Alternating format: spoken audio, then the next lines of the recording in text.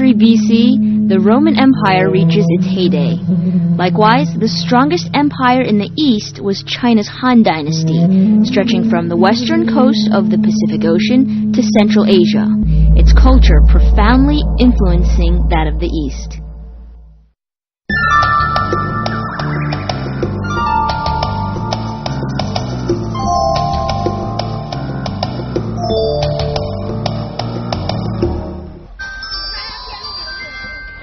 Welcome to Xuzhou. We hope you enjoy your stay at the origin of Han Dynasty culture. Well, we're finally here in Xuzhou, a place filled with history, especially from the Han Dynasty over 2,000 years ago. So if you're a historical buff, or just a commoner like myself, this is the place to be. Hey, we're here! Welcome to Travelogue's History and Culture series. I'm Yin, and let's check this place out. Xuzhou in northern Jiangsu province is one of China's best showcases of the art, archaeology, and history of the Han Dynasty. Many historical relics and traditions remain in Xuzhou from the Han Dynasty, 206 BC to 220 AD. Xuzhou used to be the territory of the Chu state in the Qin and Han dynasties. It is located at the midpoint between Beijing and Shanghai.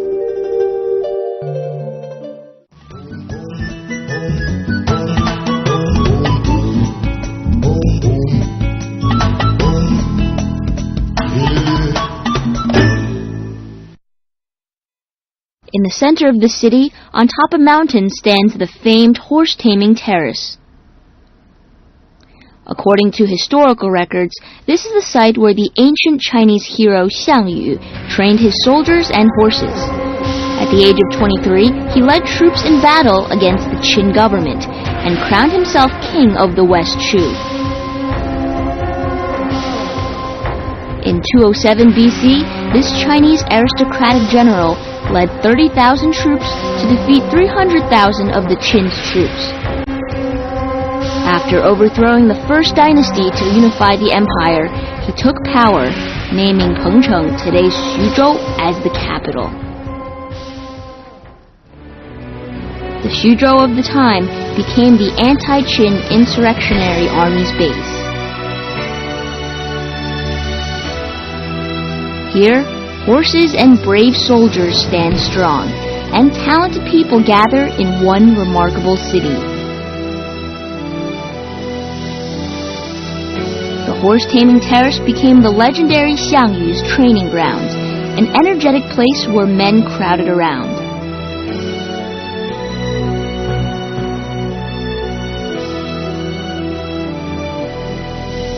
Today's horse-taming terrace is a peaceful place. On the top of this mountain, no traces of a single horse, only stone tablets that remind us of its past. Horsey?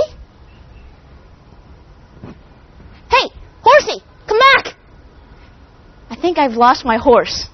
Well, actually, there shouldn't be any horses here today because this site is used only to commemorate Xiang Yu, the great general. However, this great general was defeated by another greater man. Who is he? We'll have to take a look. I gotta get my horse. Horse? Wait! Wait! Well, I didn't find my horse, but caught a bus to Pei County in the suburbs of Xuzhou. This is the hometown of the first emperor of the Han Dynasty, not Xiang Yu, but Liu Bang. Liu Bang was once a low-class official in Pei County, later joining the insurrections against the notorious Qin Dynasty and growing in power. He eventually became the main challenger to Xiang Yu's power. In 20 BC, Liu Bang finally defeats Xiang Yu, uniting China and establishing the Han Dynasty. And in order to commemorate his achievements, the Chinese people constructed the Temple of Liu Bang, Han Hun Palace, and so on. From these structures, we can sense the simplicity of its style and the prevalence of terraces. People believed these terraces would bring them closer to the deities, allowing them to communicate with the heavens. The Ode to the Wind Terrace was the location where Liu Bang celebrated his victory. During the merriment, he left the world with Ode to the Wind, expressing the heroism of a king who performed meritorious deeds.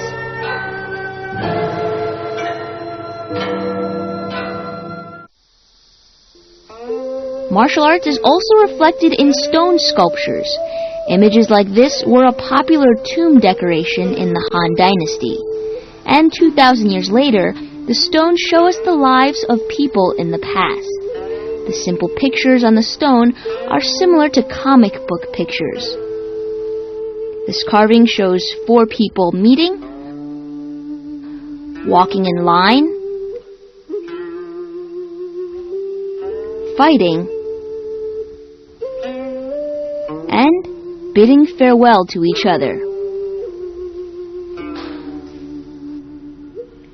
Here, the man is enjoying time at home with his wife and child.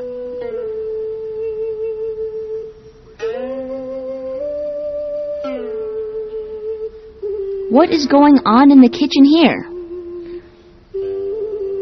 Aha, it seems barbecue had already sizzled taste buds 2,000 years ago.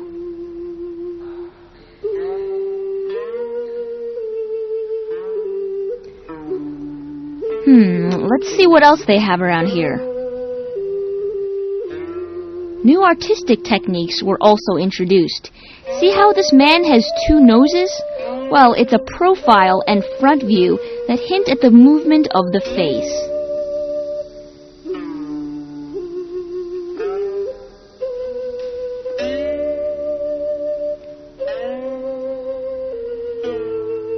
In this stone sculpture, the artists used different ways to display the strength of these mighty men, carrying livestock and heavy tools.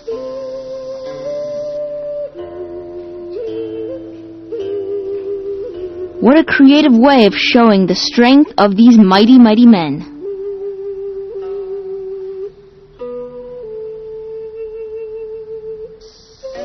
And what about this creature with a snake's body and human heads? It's Fuxi Nuwa, the legendary Chinese father and mother. They're comparable to the West's Adam and Eve.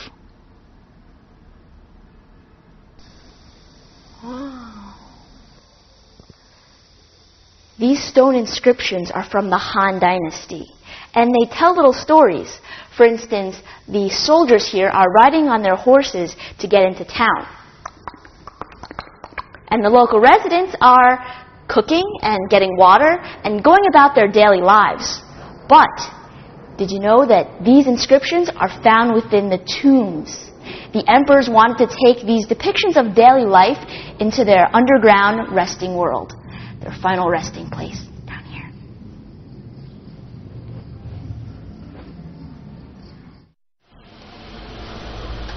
Here lies the underground tomb of one of the Chu princes and his wife. The Guishan tomb is over 700 square meters, with an area of over 2,600 cubic meters.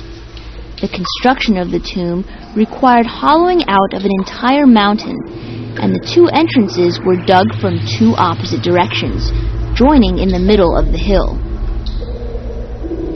It's quite mysterious how craftsmen of the Han Dynasty constructed this tomb. According to experts, a project of this scale required 300 craftsmen to work over a period of 10 years. But this tomb does not have the capacity to hold 300 workers at the same time. How did the Chu king solve these problems?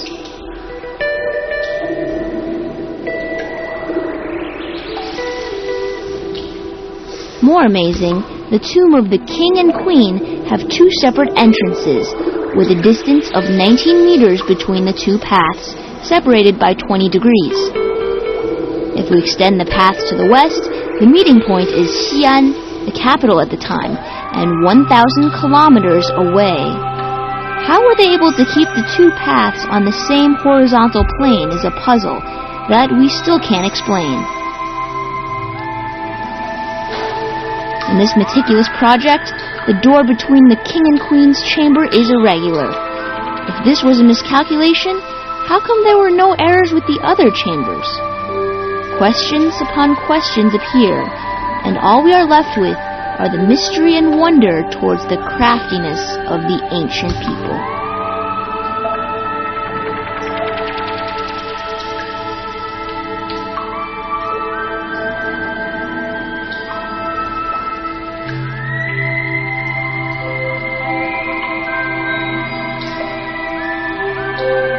Xuzhou was home to a succession of the Han Dynasty's most important princes and lords. Living in luxury during their lifetime, they hoped to enter the afterlife in splendor. They constructed tombs around the city and had them adorned with treasures. These underground tomb complexes are now open to tourists, and their treasures are displayed in the Archaeological Museum. Xuzhou has a strong culture of tombs. Through tombs and the objects we find in them, we learn about the customs and lifestyles of the past.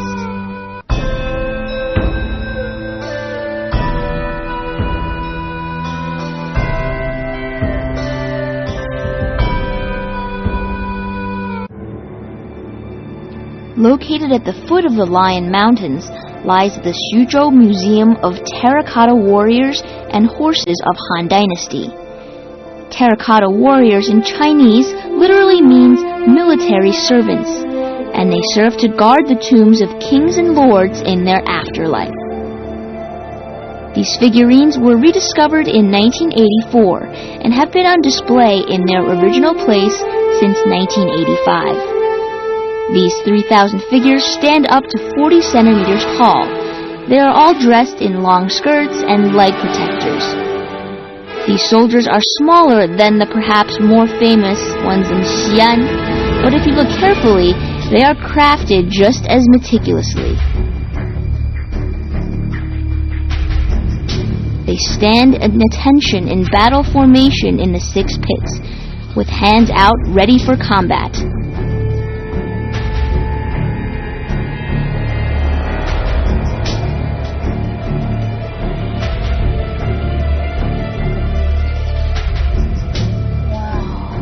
These guys are a lot smaller than I had expected.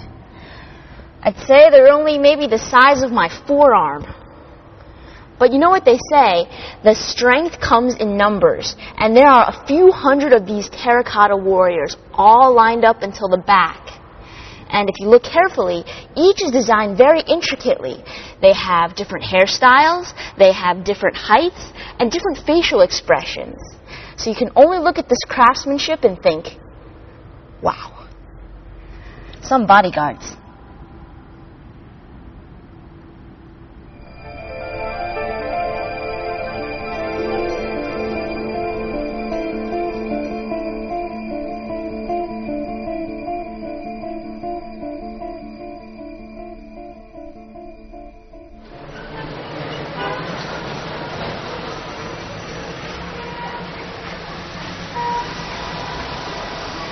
In Lion Mountain, there is the tomb of a Chu king. In the tomb of this Chu king, we find hidden treasures of the time. The Han tomb lies to the north of Yunlong Mountain in Xuzhou and is 18 meters below ground. It was the burial ground for aristocrats in the Eastern Han Dynasty. The staff at the mausoleum showed me around the tomb.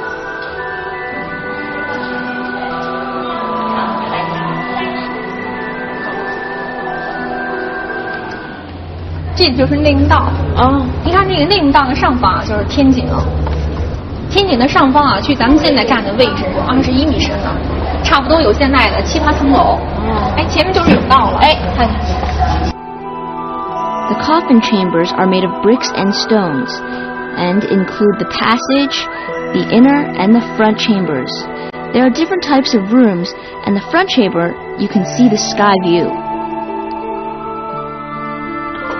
这是出土文物最有价值的玉斧库，这就是玉斧库。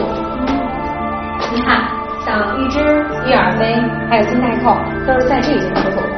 这就是咱们在博物馆上看到的东西。对。The unearthed artifacts from the tomb include gold, silver, ceramics, and jade articles.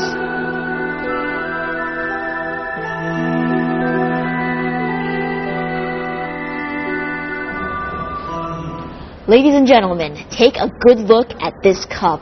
It's probably the most prized possession in the entire museum. And it's made out of one piece of jade, but there's a top and a cup, just like this water bottle. The top can be unscrewed off, and inside you'll find grooves here and here. And that's because, well, if you put the cap back on, no spills. This sort of technology back over 2,000 years ago is quite amazing. People today still can't replicate it.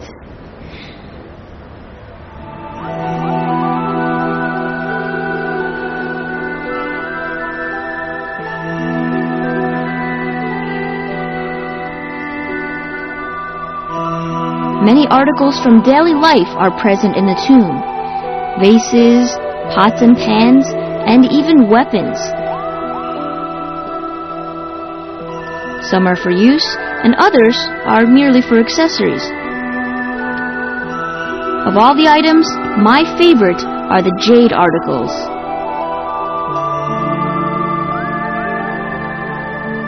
Jade has had a history in China of at least 4,000 years. Although other materials like gold, silver, and bronze were also used, none of them have ever exceeded the spiritual position that jade has acquired in people's minds. It's associated with merit, morality, grace, and dignity. In the funeral objects of the people of the Han Dynasty, we can see only high officials were buried with jade articles.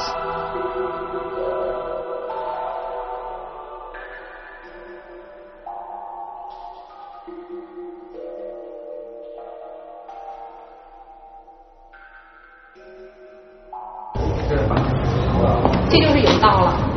我们刚才在上面看到的3室啊，就是当年封的这个甬道的。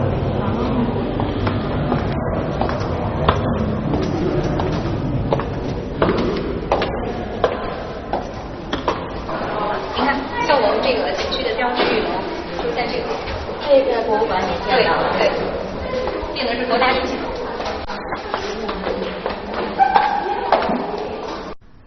As we walk further inside, we can find a living room, dining room, and finally the casket of the king. This is his final resting place, and it's hidden in the innermost chamber. 这是官床，当年消灭西关呢，就摆放在这个位置。楚王玉棺呢，它是内侧为多层的木质重棺，棺帽上镶着上千片新疆所产的玉片。楚王当年就安葬在这个位置，他身上呢还穿着一件国宝，就是金缕玉衣。The emperor wore garments sewn with golden thread, while kings and princes wore silver-threaded suits. Other officials and nobles wear copper-threaded garments. It is composed of the head cover, face cover, upper garments, sleeves, gloves, trousers, and foot covers.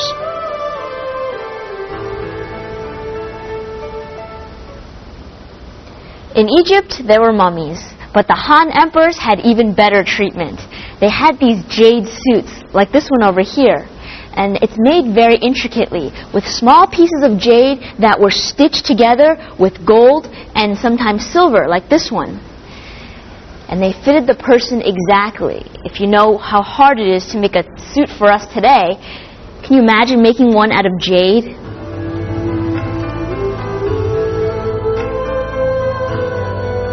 Jade suits sewn with golden thread were funeral suits for the imperial family and high-ranking nobles. The suits were made by tying jade pieces together with gold wire or silver wire or copper wire.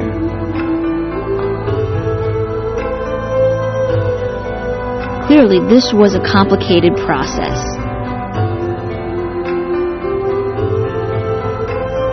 The garment also provided a hole at the hand, which allowed a jade pig to be stuffed into the hand of the deceased. The pig represents wealth, so wealth could be carried with the dead into the afterlife. The kings also hoped they would be like the cicada, crawling from dirt to the tree, rising to heaven. The tomb is a microcosm of the king's world, with all necessities and luxuries fit for a king. Of these, you can't forget the music to please the ears.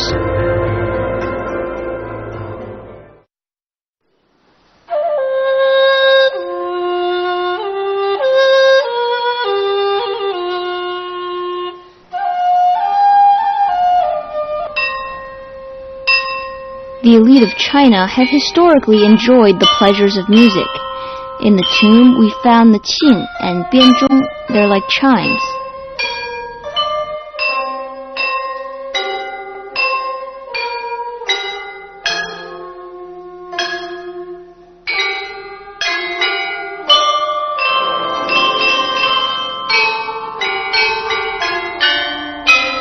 And music can't go much without dance. The structures reveal the dance movements of the past.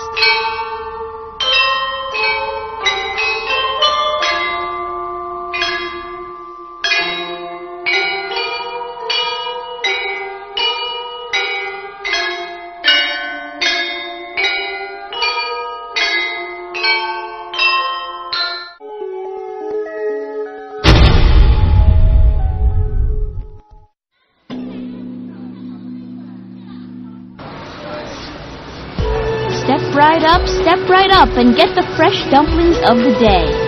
That's right, cuisine of the Han Dynasty is delicious and readily available each morning.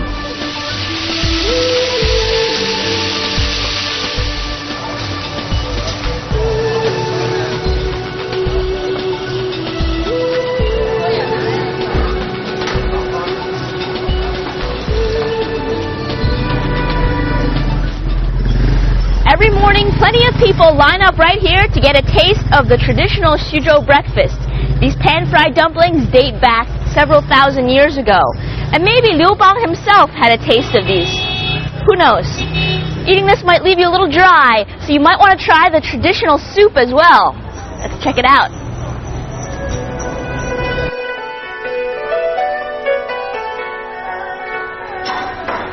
The soup is called shatang, made with chicken and eggs and many other ingredients in a secret formula. The demand is so great, it's cooked in more of a tub than a pot. It's a traditional treat and is delicious to both young and old.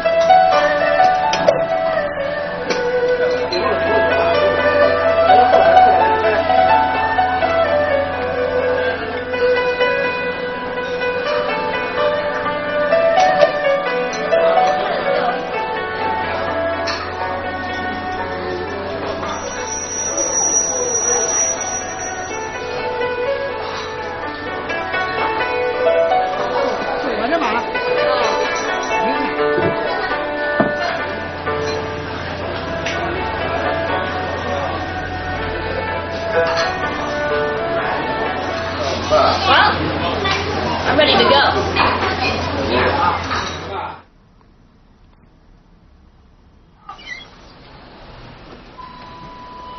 Of all things, my favorite thing to do is a morning stroll and get a feeling for the real Han culture.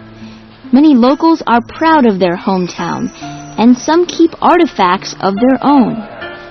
Here, I met a citizen who collects the Emperor's robe, sewn with the dragon designs, along with some of the Emperor's documents.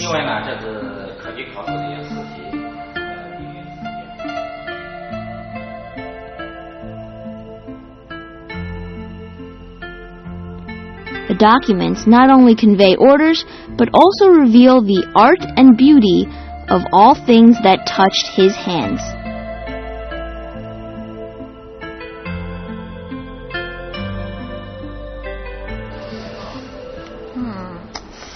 Wonder what this is. Let me ask an expert. 老师，这是什么呀？这是奉天诰命圣旨，也是皇帝下发给这些有功的功臣和功臣的一些这个家庭成员的褒奖令，和诏书。Along the wall, different types and styles of documents almost seem like a collage of artwork.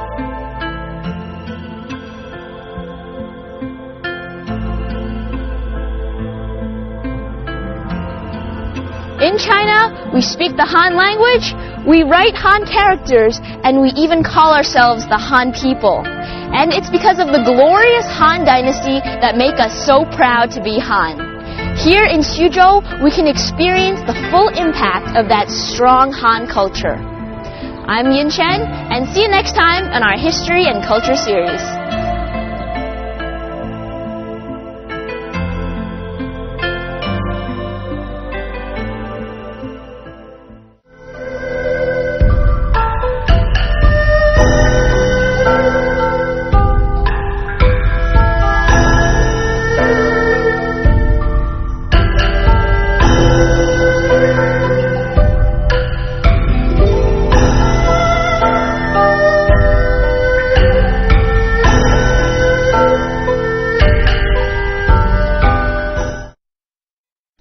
In the next episode, we explore the turbulent past of the most famous city of the Three Kingdoms period, Jingzhou.